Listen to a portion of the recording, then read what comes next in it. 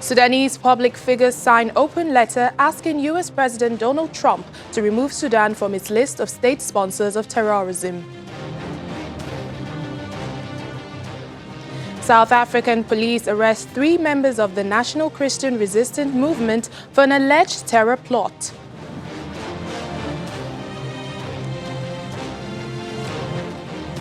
Plus, President Emmanuel Macron pays tribute to 13 French soldiers killed in Mali last week.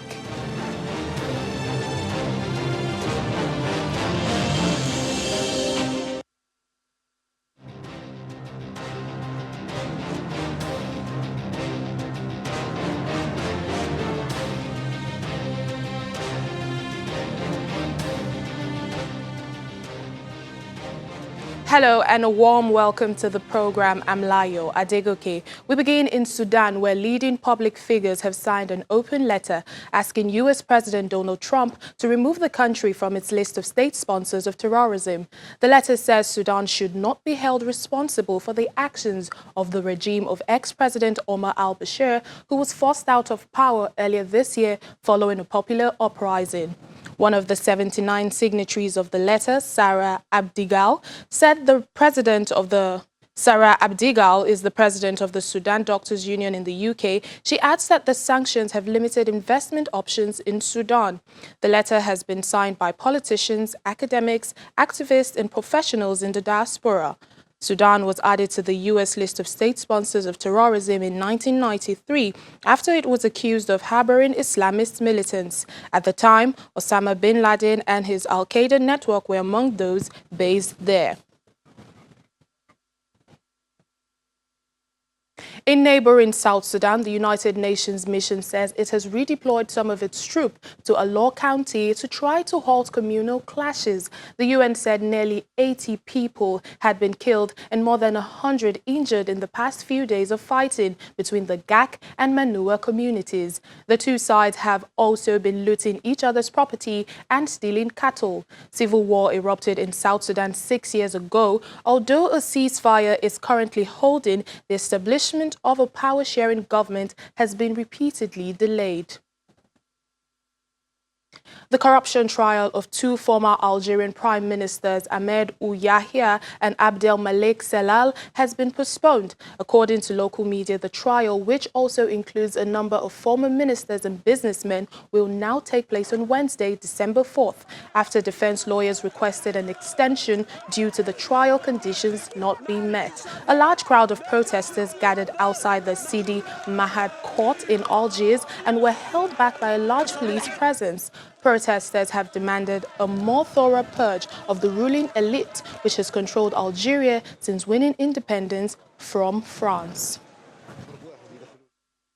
President Emmanuel Macron has paid tribute to 13 French soldiers killed in Mali last week and vowed no respite in the fight against Islamist militants in the region.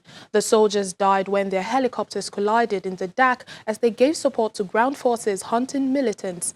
It is the biggest loss of French troops in a single day since an attack in Beirut 36 years ago, when 58 soldiers died. The horses of the 13 French soldiers bearing their flag-draped coffins across the heart of the city. Arriving at the Invalides monument as the country pays its last respect.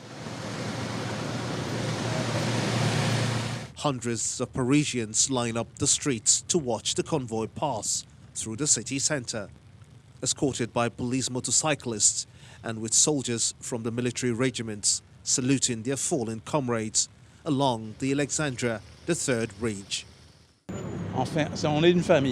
Too often we forget these people's sacrifices. It's to pay tribute to them, to salute them, and to recognize that they are over there for us, that they died for us. Later in the day, President Emmanuel Macron presides over a national homage, paying tribute to the 13 soldiers, vowing no respite in the fight against Islamist militants in the region. Soldiers stood by the 13 flag-draped coffins, holding pictures of the fallen men, who were from 4 regiments. 13 de nos plus valeureux soldats, 13 of our most virtuous soldiers, 13 children of France, were killed at once. They were killed in action for France, to protect the peoples of the Sahel region, for the security of their compatriots, and for the freedom of the world, for us all. de leurs compatriotes et pour la liberté du monde. The deaths highlight the human cost to France of leading a 6-year counterinsurgency campaign in West Africa. It has been forced to reassess its strategy, though there is no immediate prospect of withdrawing its 4,500 troops from the region. Au nom de la République française, nous vous faisons The convicted leader of the movement for the emancipation of the Niger Delta men, Henry Okah, has appeared before a Pretoria court to challenge his prosecution and conviction. Mr. Okah is kicking against his trial under South Africa's anti-terror laws instead of international humanitarian law under the International Criminal Court Act.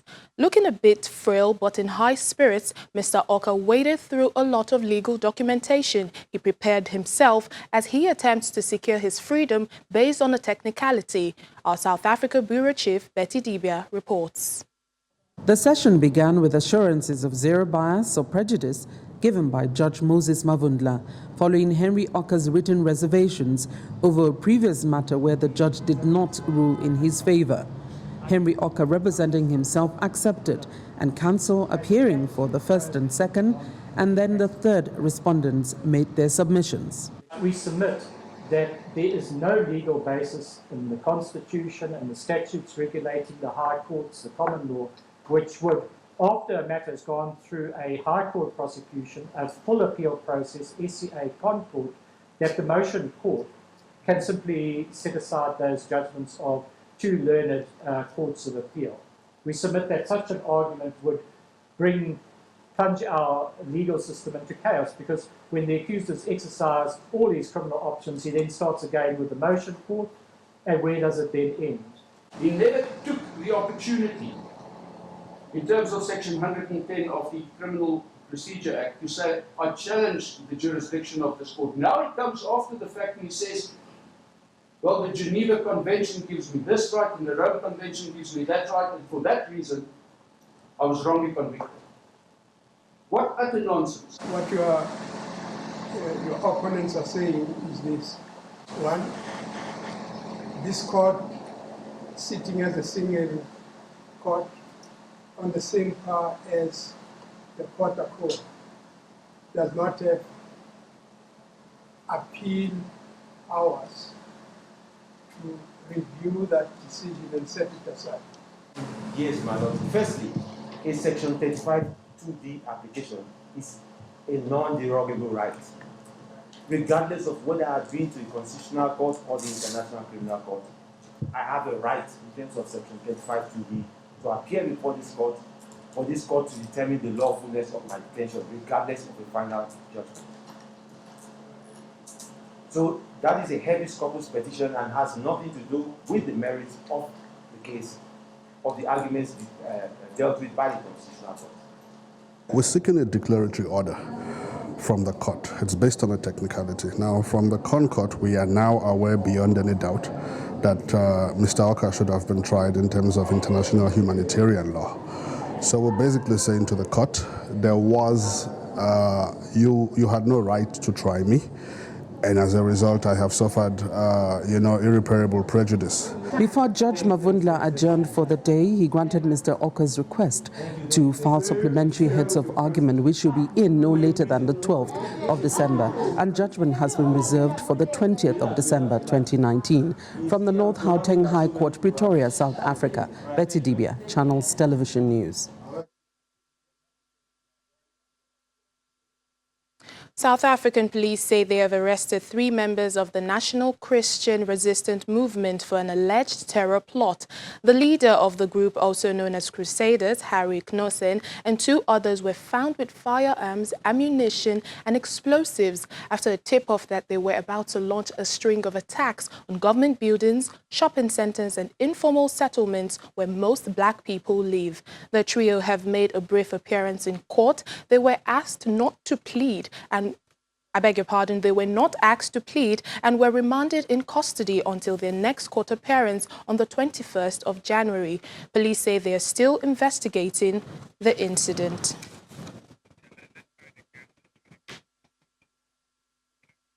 Joining us now to discuss more on this is our South African correspondent, Katleho Lehodi. Hello, Katleho. Thank you for joining us.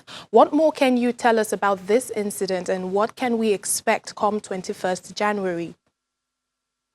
A very good afternoon to you.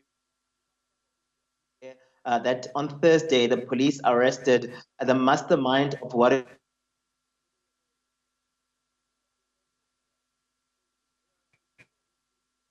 Katleo, if you can hear me, I was asking what more you can tell us about this incident.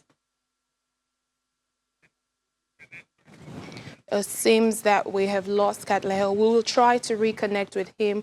In the meantime, local media in Zimbabwe say the late President Robert Mugabe has left behind $10 million in the bank and several properties in the capital, Harare. The Herald newspaper says Mr. Mugabe, who died in September at the age of 95, had failed to leave a will, prompting legal authorities to call a meeting this week to appoint an executor. The ex-president's daughter, Bona Chikoworo, wrote to the Master of High Court in October, listing her father's estate as including $10 million in a local bank, 4 houses in Harare, in addition to his rural home, an orchard and a farm. Mugabe ruled Zimbabwe since independence in 1980 as prime minister and president before being forced out of power in 2017. He is survived by his second wife, Grace Mugabe, and 4 children. Under Zimbabwean law, they will inherit his wealth. A federal jury in New York has acquitted the main defendant in a fraud case which plunged Mozambique into a serious financial crisis in 2016. Prosecutors argued that the Lebanese businessman Jean Boustany had paid hundreds of millions of dollars in bribes to Mozambican politicians and officials and bankers at Credit Suisse bankers at Credit Suisse to secure a $2 billion loan for the Mozambican government. Mozambique did not initially disclose the loan and defaulted once it became public knowledge. International donors then cut off funds. U.S. prosecutors got involved after part of the loan was sold to American investors who eventually lost their money. 3 Credit Suisse bankers previously pleaded guilty in the case.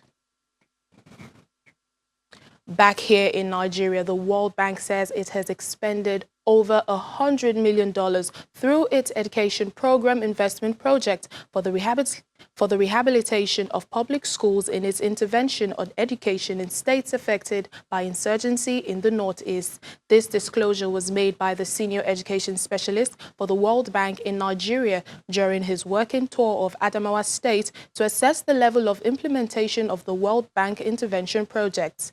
He reveals that it is an additional financing project meant to assist states affected by insurgency in the Northeast as part of its intervention in the area of education.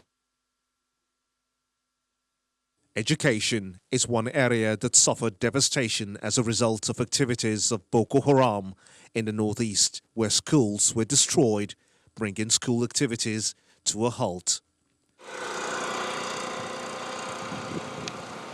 With the return of normalcy to the affected areas, the World Bank wants to help with the rebuilding process through its Global Partnership for Education, collaborating with affected states. One of the benefiting states is Adamawa, where the World Bank intervention will cover 7 local government areas. They stopped by the governor's office to brief him about the mission. We are trying to talk about a new project we will call Global Partnership for Education. It's a grant of $125 million that comes to Nigeria. Governor Umaru Fintiri applauds the organization for investing in education, a gesture he sees as an investment in the future. In the couple of days, I know you've been meeting with the stakeholders.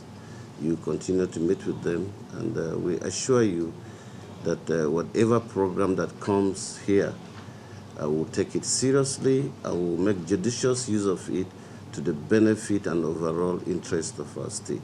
The team also went on an assessment of schools around the 7 local government areas to look at the project implementation status, how much has been used, and how to deliver the objectives of the project. We are very, very pleased with what we have seen. The community participation is very strong.